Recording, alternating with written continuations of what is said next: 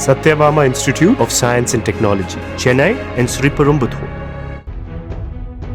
ஆந்திர மாநிலம் கூடூர் பகுதியைச் சேர்ந்த பிரகாஷ் ஏனாதி அங்கம்மாள் தம்பதி சத்தியவேடு பகுதியைச் சேர்ந்த முத்து தனபாகியம் தம்பதியரிடம் கடனாக 15,000 ரூபாய் பெற்றிருக்கிறார்கள். வாங்கிய கடனுக்கு குத்தகையாக தங்களது 9 வயது மகன் வெங்கடேஷை 10 மாதங்கள் வாத்துமைக்கு அனுப்பியதாக சொல்லப்படுகிறது. 10 மாதங்கள் கடந்த நிலையில் காஞ்சிபுரத்தை அடுத்த வெண்பாக்கம் பகுதியில் தங்கியிருந்து வாத்து மேய்த்து வந்த முத்து தனபாகியம் தம்பதியரை அணுகி மகன் எங்கே என கேட்டிருக்கிறார்கள்.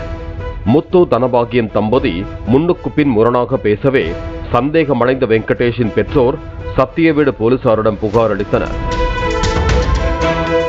விசாரணையில் கடந்த 30 நாட்களுக்கு முன்பு சிறுவன் வெங்கடேஷுக்கு மஞ்சள் காமாலை ஏற்பட்டதும் உடனடியாக சிகிச்சை அளிக்காமல் நோய் முற்றிய பிறகு வெண்பாக்கத்தில் உள்ள தனியார் மருத்துவமனையில் சேர்த்ததும் தெரிய வந்துள்ளது.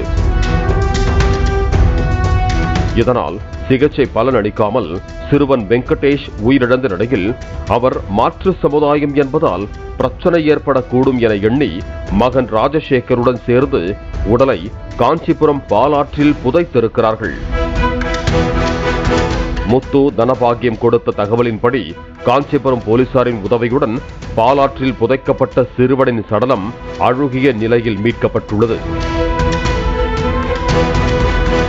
பிரேத பரிசோதனை அறிக்கை வந்த பிறகு சிறுவன் மஞ்சள் காமாலையால் தான் உயிரிழந்தாரா அல்லது வேறு காரணமா என உறுதிபட தெரியவரும் என போலீசார் தெரிவித்திருக்கிறார்கள்.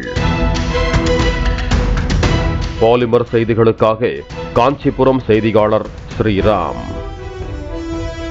Satyabama Institute of Science and Technology, Chennai and Sriperumbudur. Play store மற்றும் ஆப் ஸ்டோரில் இருந்து பாலிமர் செயலியை QR கோடு மூலம் பதிவிறக்கம் செய்யுங்கள். செய்திகளை உடனுக்குடன் பெறுங்கள்.